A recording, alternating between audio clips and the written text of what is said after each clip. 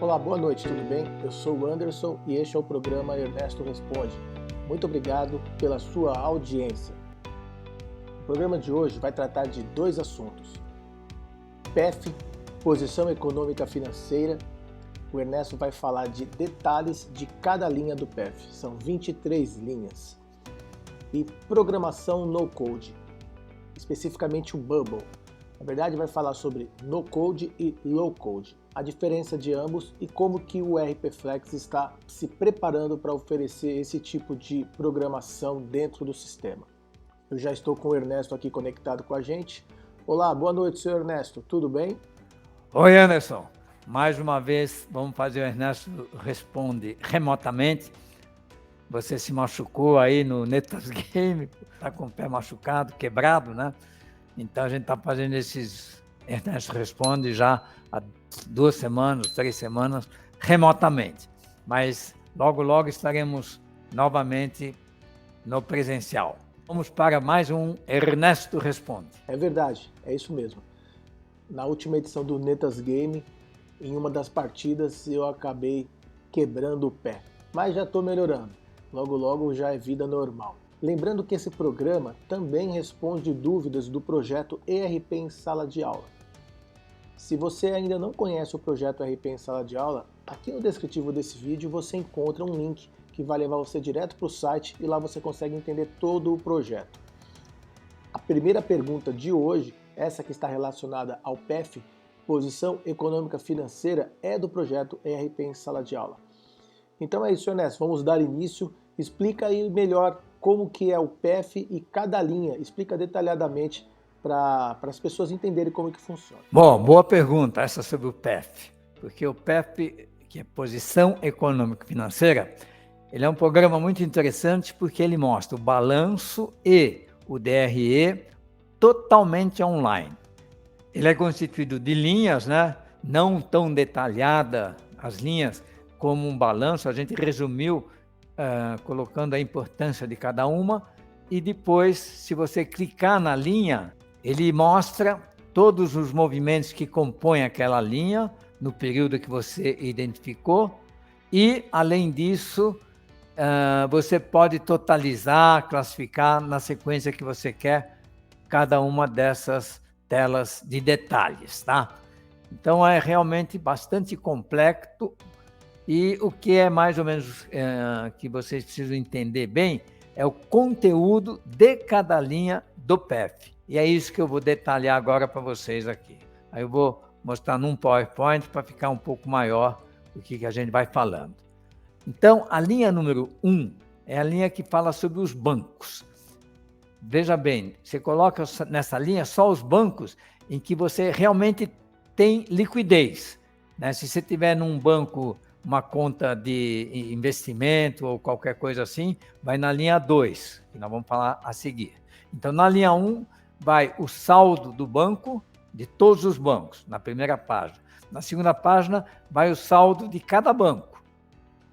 E na terceira página, quer dizer, você baixando mais uma, vai o movimento naquele período daquele banco, para você ver o que constitui a movimentação no mês ou no período que você pediu daquele banco. Então, é uma análise completa da sua disponibilidade financeira imediata, bancos, tá?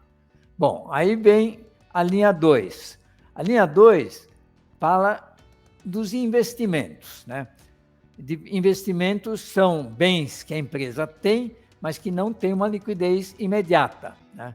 Dependem de uma negociação, vamos dizer assim.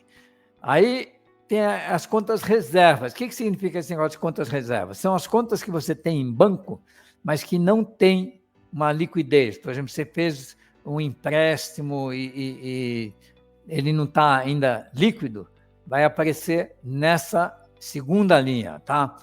Assim como aplicações que você faz, por exemplo, em fundos de renda fixa, renda variável, se você tiver ações, né?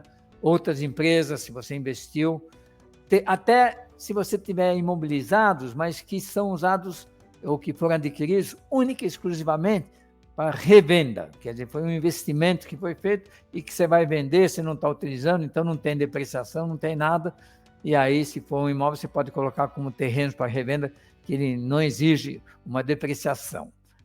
Aí a linha 3. A linha 3 é o contas a receber. Então, na primeira página tem o total que você tem de contas a receber naquela data fim que você colocou. Porque quando você entra no PEF, você indica uma data início e uma data fim. Então, ele vai mostrar o saldo que você tem na data fim. Quando você entra no detalhe, você tem título a título, e esse título pode ser proveniente de faturamento ou receita, que é a mesma tela de entrada, mas não é apenas aqueles provenientes de notas fiscais. Pode ser um título de uma venda que você fez que não teve nota e que está para receber. Então, são todos os valores a receber que você tem, evidentemente, com uma data de vencimento mais para frente. A linha 4, pessoal, é um ativo meio até difícil de a gente compreender. São os impostos a recuperar. Quer dizer, são impostos de que de alguma forma você pagou, mas que você vai se creditar calculando a despesa menos esses impostos que dão direito a essa recuperação. Um exemplo bem fácil de entender é o ICMS. Quando você compra uma matéria-prima que dá direito a crédito, você paga aquilo, você comprou, por exemplo, por R$100 e dentro desses R$100 tem lá R$20 de ICMS. Você dá a entrada no estoque, aí como você vai dar pelo valor líquido, né? Quer dizer, já deduzido do ICMS, porque você vai se recuperar dele, e esse valor do ICMS vai para essa linha, para a linha 4. Então, quando você for pagar o ICMS, quer dizer, a despesa proveniente do seu faturamento, você vai deduzir esse valor. Então, por isso que ele é um ativo. E aí você tem nessa categoria o ICMS, o IPI, o PIS e o COFINS. Por exemplo, o IPI, ele é destacado, o ICMS não é, o PIS e o COFINS também não é destacado, mas são créditos que você tem direito e que é por isso que estão no ativo e são importantes porque eles vão deduzir dos seus pagamentos desses impostos. Aí vem a linha 5. A linha 5 contém o estoque. Então, na primeira página, aparece o total do estoque que você tem, pelo preço de custo médio, os produtos, e na segunda página vai aparecer todos os produtos estocados pelo custo médio, independente do armazém, tá? Quer dizer, aqui no PEF não tem nenhuma discriminação de armazém, é totalmente o estoque total que você tem. Se você quiser saber discriminado por armazém, aí tem as consultas na parte de estoques do sistema. Na linha estoque em poder de terceiros, a linha 6, são os produtos enviados em o que eu chamo de CCC-DI, consignação, conserto, comodato, demonstração e industrialização. Pessoal, isso é muito importante, porque o governo está fiscalizando isso com muito rigor, porque tem muita gente que manda a mercadoria usando uma dessas operações e depois não pega ela de volta. E aí, essas operações às vezes são sem taxação de impostos e é uma sonegação que o governo está muito fortemente fiscalizando. Então, são transferências que você faz de uma mercadoria para alguma dessas situações, consignação, conserto, comodato, mas que continuam sendo de sua propriedade. Então, é um ativo seu, só que fisicamente está localizado num cliente, num fornecedor, enfim, em outro local. E quando vai a mercadoria, ela vai com nota fiscal e ela tem que voltar, ela não pode deixar de voltar. O governo está tão rigoroso nisso que ele está exigindo que se você, por exemplo, mandou 200 peças, mas em 2 notas de 100 peças cada uma, você tem que retornar com 2 notas de 100 peças, mesmo que você volte as 200 peças de uma vez só. CCDI. Estoque futuros a receber. A linha 7 é um pouquinho diferente. É mercadorias que você já recebemos a nota de cobrança, mas não recebemos a mercadoria. É uma operação meio rara, são poucas empresas que usam isso, mas é quando o teu fornecedor manda a nota já cobrando, mas não manda a mercadoria. E aí depois você tem o direito de receber ainda essa mercadoria. Então, por isso que ela é um ativo, é um estoque que ainda não está em seu poder, mas você vai receber um dia, assim como tem uma operação ao contrário, que você vai ver que está lá no passivo. Pagamentos antecipados. Então, é semelhante ao item anterior que nós vimos, mas não exatamente igual. Pagamento antecipado é quando é feito um pagamento para terceiros que você fez, sem ter recebido a nota fiscal e o produto. Quer dizer, você só fez uma antecipação. Você foi lá, emitiu um cheque ou pagou um valor, não recebeu a mercadoria, então o estoque não foi alimentado ainda, mas é um dinheiro que saiu do caixa. Por outro lado, é um direito que você tem. Então, está em pagamentos antecipados. Quando você recebe a mercadoria, aí esse valor aqui vai, na verdade, para o estoque, né? Porque é uma mercadoria que você vai receber.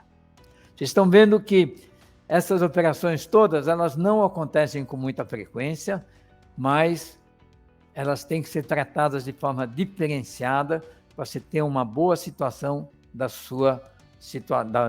empresa. A linha 9 é a linha do imobilizado. Então, ela é um pouquinho diferente da linha de investimentos, vamos dizer assim. São bens que você adquiriu e que não irão diretamente para a despesa, porque são normalmente valores altos. Pode ser desde um imóvel, principalmente veículos, máquinas, enfim, itens caros que vão ter uma certa durabilidade, mas que, por outro lado, vão se desgastando. Então, tem esse processo de depreciação. Quer dizer, você vai lançar essa despesa que você teve, por exemplo, você comprou um carro aí por, sei lá, 100 mil reais, normalmente o carro é depreciado em 10 anos, por exemplo, ou 5 anos, depende aí, o período de depreciação, então todo mês você lança uma parte desse valor, descarregando em despesas e diminuindo o seu imobilizado. Então, tem que ser uma coisa que realmente a empresa está usando, tá? Por isso que lá em investimentos você pode ter também um negócio, mas é quando você não vai usar e que fica à disposição para você exatamente revender. Então, quando você lança esse imobilizado, normalmente você lança ele pela tela de compras, né? Quer dizer, você comprou um veículo, você comprou alguma coisa que tem nota fiscal. Mas tem muito imobilizado que você vai lançar na tela de investimentos. E aí tem a opção de você chegar e dizer assim, eu não quero que esse investimento caia na linha 2 lá dos investimentos, e sim na linha 9. Então, na tela de investimento, você vai colocar que esse item deve ser colocado na linha 9. Então, a gente viu aí todo o ativo. Então, você vê que o ativo de uma empresa ele é composto de vários tipos de valores, né, que estão bem definidos no PEF, para saber exatamente qual é a forma de tratamento que aquele item teve. Bom, agora vamos ver as contas do passivo, né? Quer dizer, basicamente o passivo o que é? É o que a empresa deve, tá? Tem passivo e patrimônio líquido, eu vou explicar bem a diferença. O contas a pagar é a linha 11. Então, são todos os títulos que você tem a pagar provenientes de compras e despesas. Lembrando, despesa é um gasto que você teve que não tem nota fiscal, mas que não é uma sonegação, é uma despesa que não teve nota fiscal, porque você gastou aquilo e enfim, foi uma coisa que não exigiu nota fiscal. Mas todos estão aí com todos os títulos em aberto até a data até do PEF. Estoque de terceiros em nosso poder. Então, é semelhante à situação que nós já vimos lá no ativo. São produtos enviados por terceiros em consignação, conserto, comodato, demonstração ou industrialização. Quer dizer, são produtos que alguém enviou para você, ele está no teu poder, mas o produto não é seu. Então, você está devendo esse produto, né, para o terceiro. Ele cai no estoque, mas ele é de terceiros. Então, é uma dívida, que aquele produto não é seu. Então, não adianta você... Ele está aparecendo lá no estoque, mas é uma dívida que você tem, ou seja, você tem que devolver esse produto para o teu fornecedor. Estoque futuro a entregar, linha 13. Também, já enviamos a nota de cobrança, mas não enviamos a mercadoria. Isso é uma operação que acontece quando o produto vai ser fabricado, tal, mas eu já quero receber. Então, eu mando a nota de cobrança, eu recebo o dinheiro, vai alimentar o meu caixa, mas em contraposição eu estou devendo a mercadoria para aquele cliente. Então, é um passivo que vai cair nesta conta. Aí depois vai ter uma nota que vai só ser uma simples remessa, eu entregando o produto que ele já foi pago. Recebimentos antecipados, é uma situação meio inversa, quer dizer, eu recebo o dinheiro sem ter emitido a nota fiscal e não ter enviado o produto ou serviço. Então, sou eu que vou fabricar esse produto, tal. Eu recebi o dinheiro através de uma nota fiscal que eu mandei de cobrança e vou produzir o produto e vou mandar isso para ele.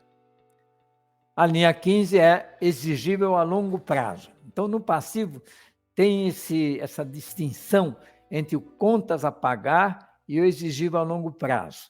No ativo não existe essa diferença no contas a receber, de contas a receber a longo prazo.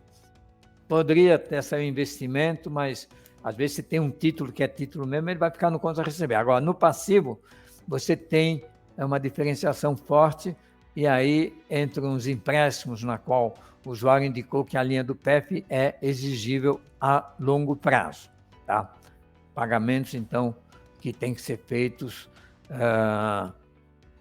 a um prazo de mais que 2 anos normalmente, principalmente provenientes de um empréstimo.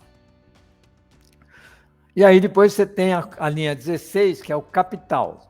São valores aportados pelos sócios registrados no contrato social como capital, proporcionando participação nos lucros, responsabilidade nas dívidas. Quer dizer, tem que estar na ata da empresa dizendo que aquele dinheiro que entrou é de uma pessoa que passou a ser sócio da empresa. Então, é uma conta capital. E só pode lançar nessa conta quando a pessoa realmente colocou no contrato. Então, o contrato registrado em cartório e tal. Enquanto isso, fica no exigível a longo prazo. E a linha 17 é o resultado acumulado. Quer dizer, normalmente como é que funciona o processo? O processo contábil, você faz o balancete, aí depois você tem a demonstração. No balancete está a parte do balanço e a parte das despesas e das receitas. Aí depois, quando você faz o fechamento, você tem o balanço e o DRE. Aqui no PEP, você tem as duas coisas no mesmo programa, na mesma tela. Então, o resultado acumulado já está sempre com o lucro auferido até a data fim, até aquele período que você está analisando, tá? Incluindo o lucro ou prejuízo do período solicitado no DEPARA. Né? Então, se você solicitou, por exemplo, do início do ano até maio, vai aparecer já o resultado de maio no balanço, quer dizer, na parte de cima, ou seja, no resultado acumulado. Então, esse detalhe é muito importante. Aí, as linhas 10 e 18 têm os totais, né, do ativo e do passivo, e como o resultado já está alimentado pelas receitas e despesas, tem que bater esses dois valores, o total do ativo e do passivo. Tá? Deve ter o mesmo valor, se houver diferença, ela aparece na última linha em diferença, e é provavelmente até um erro de programa, porque, em princípio, se você lançou tudo certo, sempre tem que bater a linha 10 com a linha 18, senão vai aparecer na linha de diferença. E aí vem o DRE, né? Então, O PEF, ele mostra os dois, ele mostra um balanço e um DRE. Na linha 19, então, nós temos o faturamento, que é todos os faturamentos e receitas, que são digitados na mesma tela, e receita nem sempre é uma sonegação, é realmente uma venda, uma operação que não teve nota fiscal. Na linha 20, custos. Então, como é que o sistema diferencia o que é custo e o que é despesa? Custo é tudo aquilo que vem com OS ou OP, né? Seja uma compra, uma despesa ou uma requisição ou devolução, tá? Então, é custo. E aí, o sistema identifica isso pela OS ou pela OP, identificando que realmente é uma operação que envolve o produto em si ou o serviço. Já a linha 21 são as despesas gerais, que não tem assim uma destinação específica numa determinada nota, numa determinada venda. Então, todas as despesas discriminadas por despesa, de compras, despesas e requisição, sem OS ou OP. Então, o que define essa diferença é exatamente a presença de uma OS, do número de uma OS e de número de uma OP. E na linha 22, a soma do faturamento menos custo menos despesa, que é exatamente o lucro, né, da empresa naquele período que você pediu. Então é isso, pessoal. E na linha 23, deve estar sempre com valor zero. No momento que der um valor diferente de zero na linha 23, pessoal, é problema no sistema, então você tem que avisar o nosso suporte para analisar o que está acontecendo. Então, pessoal, usem muito essa opção do PEF, que ela dá uma análise muito importante e brevemente ela estará também acessada via celular. Sr. Ernesto, vamos agora para a segunda questão, que está relacionada ao Bubble, Low Code e No Code. E uma observação em relação a esse assunto. Nos últimos 2 programas, nós entrevistamos 2 convidados que estiveram lá no RP Summit, o Rodney e o Robinson, da Magic e da Cigan, e eles falaram um pouco sobre esse assunto também. Então, se você quiser conhecer um pouco mais sobre No Code, Low Code, acesse a playlist Entrevistas ou Direto ao Ponto e localiza lá esses 2 entrevistados que você vai entender um pouco mais sobre esse assunto. Sr. Ernesto, a palavra está com o senhor novamente. Conta agora um pouco sobre a programação No Code dentro do RP Flex. Pessoal, esse negócio de No Code, Low Code, está se falando muito nisso. Tem muitas empresas aí desenvolvendo possibilidades de você fazer rotinas bem fortes, bem sofisticadas, de uma forma muito fácil, né? Que essa é a característica do no-code. Você não precisa ser um programador, você pode ser um camarada que vai lá e desenvolve a aplicação na tela de uma forma bem fácil, qualquer leigo consegue fazer isso. Bom, a gente já teve, nas 2 últimas sessões do Ernesto Responde, o Robson Klein, que é da Cigan, que tem o seu sistema escrito exatamente no Magic, e tivemos depois, então, uma entrevista com o Rodney, falando sobre o Magic, e que é um produto internacional, estrangeiro e tal, e mostrando que é possível fazer coisas bem interessantes usando essa nova tecnologia, tá? E nós estamos inclinados, aí estamos analisando da possibilidade de vocês desenvolverem, então, no code, usando o Bubble. Eu fiz uma análise de todas as ferramentas que tem no mercado e esta realmente é a mais interessante. Estamos trabalhando nisso, vai levar ainda algum tempo até possibilitar que vocês desenvolvam rotinas novas, rotinas próprias, aquela que você tiver necessidade, usando o Bubble. Bom, tem outras ferramentas, né? Aqui eu fiz uma listagem de todas as ferramentas no-code e low-code que tem no mercado, todas são estrangeiras, não conheço nenhuma brasileira efetivamente.